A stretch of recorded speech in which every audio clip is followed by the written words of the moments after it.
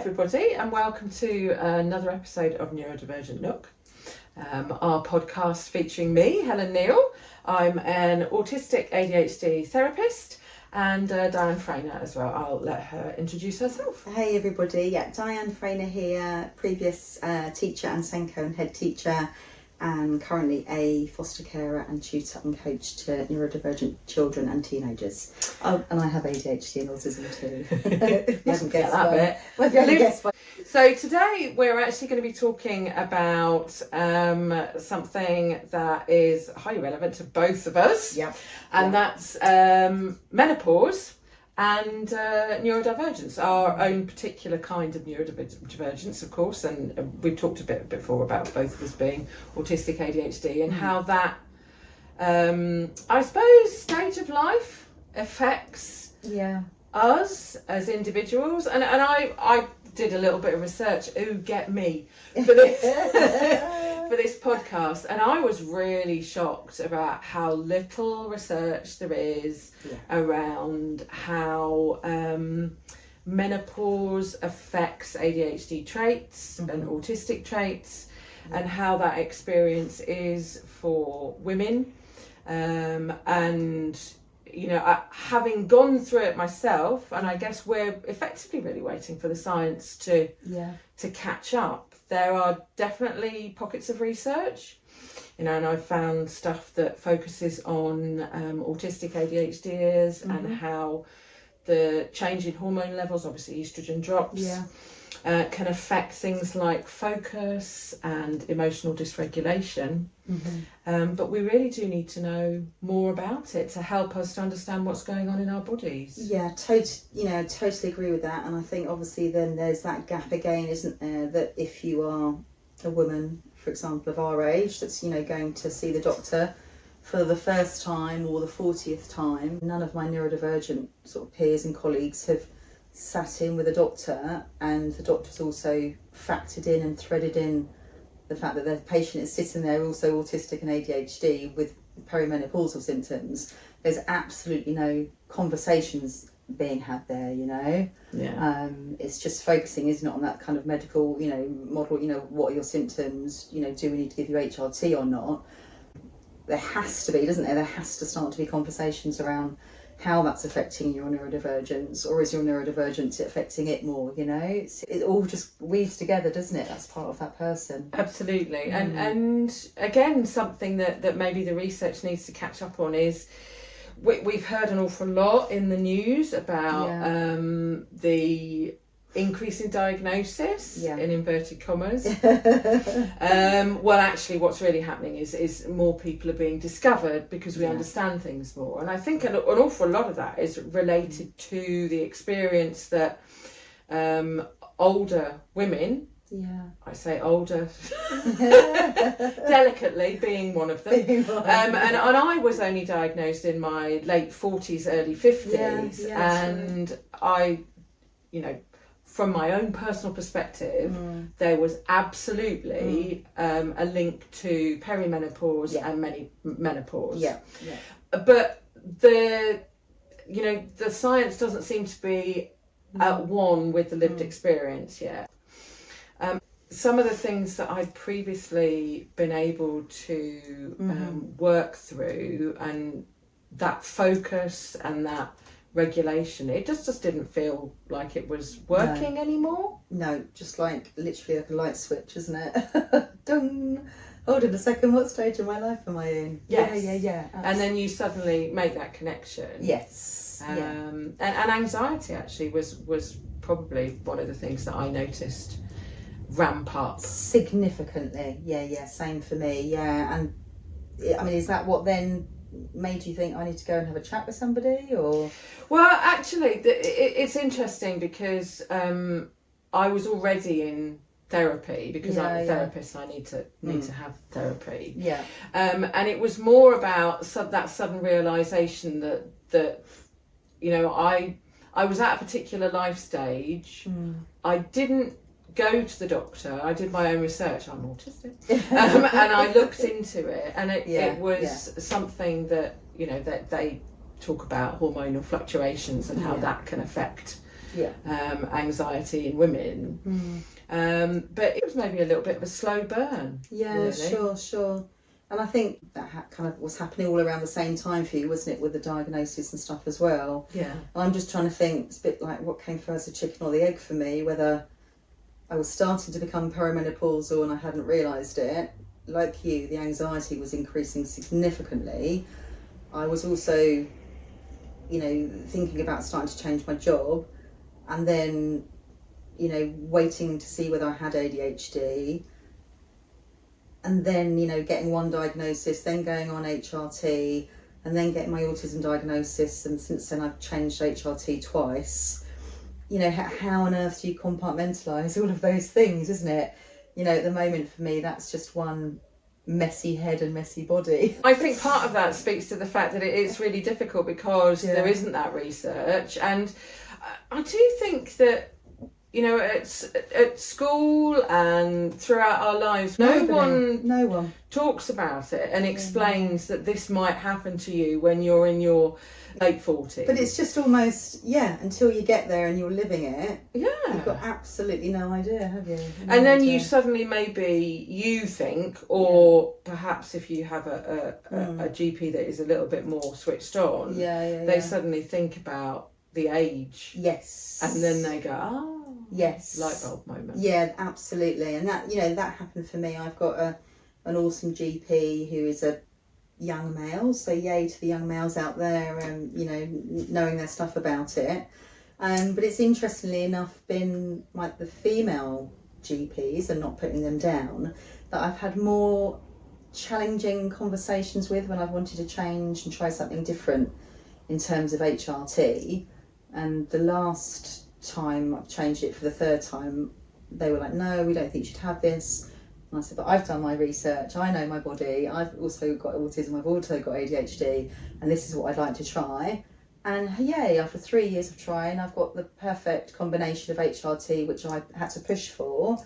And, I'm still completely brain fogged as ever, but, body-wise, I'm not bloated anymore, I've got my libido back, I am not having, upset tummy like I used to, still do if I'm stressed, but not kind of, hormonally wise in terms of perimenopausal. So, that's lucky for me that I am quite blunt in how I speak when I go to the doctors and I tell them what I think I need. But there's a huge number of women out there that wouldn't be brave to do that, would they? Yeah. And I'm wondering what your advice might be to someone that is, experiencing some of these kinds of things of that age that perhaps perimenopause and menopause might be a consideration, and that they're neurodivergent as well. Yeah, absolutely. One thing that worked alongside all of that happening in the last few years was that, I changed my career from headship to foster carer, which is, although it's with vulnerable children, obviously it's significantly different, and I'm mostly working from home now. I look back now and I think, I don't think I could cope with one day doing headship, and I probably would. I'd probably go in and just switch back on to my former self and I'd be fine. But when I have my kind of menopausal days, or I'm tired because of that, I can't function when I'm tired now. That is it. I am a complete write-off. Whereas 5 years ago, if I'd been tired, I would have just sucked it up and got on with the day. At the weekend, we saw lots and lots of people, and there was lots of different people coming in and out of our house, and that's usually fine. But I was so burnt out yesterday daytime that I could not cope with seeing anybody, and I had to see people at the end of the day, and I really, really struggled with that. But that's part of my perimenopause as well, adding that fatigue onto the ADHD and the autism kind of burnout. Sleep more. Sleep when you can. Cat nap. I think I said this in another podcast. I had a little lunchtime hour today, and I just have little cat naps when I can now, literally just to kind of survive the day. And I know that's not ideal, but that's the only advice I have at the moment. To understand what's Yeah. going on and, Yeah. and give yourself that space. Yeah, gosh, yeah, absolutely, it's important. And I think sometimes, we're expected, woman within the household, that Yeah. it carries the burden, and it might be emotional burden Yes. or whatever Yeah. it is, Yeah. to just push on through. Yeah. And I suppose that's maybe why there are so many late diagnosed women that have been doing that for 20 odd years. Exactly. And then suddenly, what they thought Yeah. they could manage Yes. and deal with, suddenly, because of the hormonal fluctuations and biology, Yes, too much. potentially it becomes a little bit too much. Yeah, and just so much more, isn't it? So much more to manage. It's it's so sad, isn't it? That I think I was talking to somebody the other day, and they're like, "Oh yeah, my GP referred me to kind of this menopause nurse expert thing." I was like, "Oh, well, why haven't I been? Didn't even know that existed. No, exactly. I hadn't until a few weeks ago. And they said, "Oh yeah, why don't you check out if your GP practice has one?" But why is that kind of another postcode lottery that some GP practices might have this, a menopause nurse expert and some don't? I got so low on the HRT and all of my own fluctuating hormones back at Christmas that I, had the lowest mood I'd ever had before, and I was worried about myself. And that was happening at the same time as, my son was about to go off to Australia, so my anxiety and ADHD was catastrophizing and overthinking all of that as well. But like you said, where is the link? Where is the link from the experts that I'm going to for help? So maybe it's that plus your ADHD, that plus your autism, so then you can think about then what strategies you need, can't you, depending on what that might be. For me at the moment it's sleep, like I said. And it's about thinking about the whole thing, isn't it? It's talking to the person. Yeah. What's the biology? What's the context? Yes. What's the psychology? All of those things, and making informed suggestions. And you said you didn't have any advice, but that sounds like a really important piece of advice. That check that there isn't a specialist in your local GP practice. I know, right? Because I had no idea that was even a thing. Yeah, absolutely insane. That that's not common knowledge to to all females.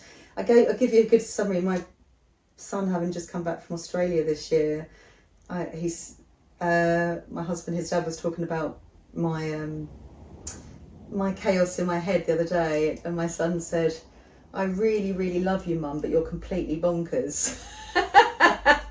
Which I took as quite a compliment, I think. Couldn't you have just said back at you? Yeah, exactly. I should have done. But I said, well, I haven't, it's only seen you the last few weeks since you've been away all year. And I said, has that increased since you went to Australia? He went, absolutely yes, by a load. You are far more mad than you were then. So he's obviously seen an increase in my forgetfulness and forgetting words and the brain fog, and walking back into the room 15 times. But like you said, when you do all that with autism and ADHD anyway, it's hard to work it out. You can't. It's all about. It's whether you notice that increase in that forgetfulness well. And I did the most hilarious thing earlier today, and I regularly forget stuff, but I couldn't find my phone. So I beeped it on my watch. Right. I was convinced it was in my handbag, and it beeped near me, so I thought, it is in my handbag. Yeah. Beeped it again. It was in my freaking leggings pocket, and I'd forgotten that I put it in there. And so that's such a. Put it down to whatever. It's such a Helen thing to do. Ultimately, it was such a Helen thing. It was buzzing on my leg, and because I don't really, I'm not brilliant sensory-wise about my body and all that. I hadn't even felt it was buzzing. Even that is an extreme thing for me. Also, I think it comes back to that self-compassion bit as well, doesn't it? If you're going to end up beating yourself up about that phone buzzing on your leg, I love and I quite often think, am I having an autism day today, or am I having an ADHD day today? And now am I having a perimenopausal day today as well? But again, it goes back, doesn't it? If that's gonna, you need to laugh at those things, don't you, about that being on your leg? Because I did. Yeah. And there is an interesting question there, I think, that we've brought up before, is about this need to feel that there needs to be something going on for us to have that self-compassion. Yeah. Rather than just, I'm just a little bit forgetful. It's not necessarily brain fog or menopause or whatever. It's just, I'm having one of those days. Yeah. Or like you said, it's just me. It's just who I am. It's just who I am. Yeah. There are people that are struggling in the years that we're in. Yeah. And they're not being supported and helped because people aren't making those connections. And Absolutely. I think that is the real issue, I think. Yeah, and I think also, you know, from you know, my experience of friends that, you know, similar age to us, etc., that are, you know, having those same experiences, and they also all be neurodivergent. Are there support groups out there in your local community? I know certainly I, you know, watch a few bits on social media in terms of, sometimes a lot of the time it's men talking, isn't it? And I know some women would prefer to hear a female being an expert on, you know, on neurodivergence and perimenopause and menopause. But yeah, each day is a bit of a guessing game, isn't it? You know, each day is uncertain what it's going to bring. I mean, like, I know I've been a bit with my husband a little while ago today. I'm thinking, oh, is my period going to come? Is it not? Because at the age of 52, I'm 53 this year, I still have regular periods. Like, when are they going? You're probably a bit peed off about that, really, aren't you? I was expecting the bonus of menopause. Let's get rid of the periods. Why have they not gone? Man, oh man. I mean, I feel like they are just never, ever going to go. I was 15 when I started, so I haven't quite hit the 40 years. Is that something you will celebrate? Yeah. Did you get that impression? Fed up of them. Fed up of them, want them to leave. Yeah. I want to know how long this is going to be. Yeah. I want to be able to predict that, you know, if somebody said to me, right, for the next 5 years, it's going to be, you know, like this. I could put it in my diary. But that's part of what it makes it really difficult, because of the unpredictable nature of it all, the whole of the process of perimenopause. Yeah, and that's just it, isn't it? How long? I think I'm 3 years in, and yeah, I don't like that unpredictability. The changes in the body as well, and you know, if you're already a little bit sensitive to what's going on internally, and suddenly, you know, people pull the rug out from underneath you because all of the things that you thought you had a handle on, now suddenly you don't anymore. And that's really disconcerting. Yeah, for sure. What I'm trying to read more of and think more about is actually that we are absolute rock stars, and that we're going through this, or we've been through this, or, you know, listeners, you're going through it, that we are still functioning and, you know, working or being a parent or both, or whatever it is you're doing with your life, volunteering, or, you know, whatever it may be, that you're still doing that despite being neurodivergent, despite, you know, going through the menopause or having been through it and, you know, exhausted from that journey, that we are still getting up and doing our shit every day, you know. And I think that really needs to be celebrated as well. And oftentimes parenting neurodivergent children. Yeah, exactly. High support needs, low support needs, whatever. And you would just, you know, you kind of do it because you have to. Yes. To a certain extent. Yeah. You know. But I think that the thing is that sometimes we keep pushing through when actually we do need to ask for help. Yeah. I think we have a tendency sometimes to think I need to keep going, and actually there's no shame in asking for support, going to the GP, asking friends if you do need that little bit of extra help. And, you know, and maybe friends is sometimes the better route, isn't it? Or, you know, somebody that you can confide in if you're struggling with knowing even what to say to a doctor or to a nurse, you know. Sometimes it's good to talk it through, isn't it, and have that empathy with other people that are going through that experience as well, you know, and just normalise it a little bit in your head as well. There are so many women that are experiencing perimenopause and menopause, and to start talking about it being more open about it, educating our sons, yeah, our husbands, very, all of that really kind of important. stuff. Yeah. So that they can be supportive too. Yeah, and I think there needs to be much more of that, in terms of just those comfortable conversations around the dinner table or wherever, in the car or whatever it might be. Like I'm very good at sending my husband, a good link that I think it might be worth him listening to or reading around menopause. But have we, and we're a really open family, but have we had that conversation around the dinner table about mum being perimenopausal? No, we haven't, and have No. or many of your friends? No. Probably not. No, we haven't. But we can quite freely talk about other things, about sex or periods or whatever. Yeah. So why hasn't that conversation come up? Making sure that dialogue happens. And is, taught in schools. Yeah, wouldn't that be good? Teaching in schools, for God's sake. Yeah. Sex, to talk about periods. Why not menopause? Exactly. Yeah, my daughter had to put condom over a banana in a school lesson the other day. But like she said, she'd probably want to know more about. She said I would rather know more about my body and periods and stuff. So maybe they're not getting it in the right order there. Who knows? The idea that we really need to start thinking about women's health throughout the lifespan and how neurodivergence affects that. So this is a call to all scientific researchers out there.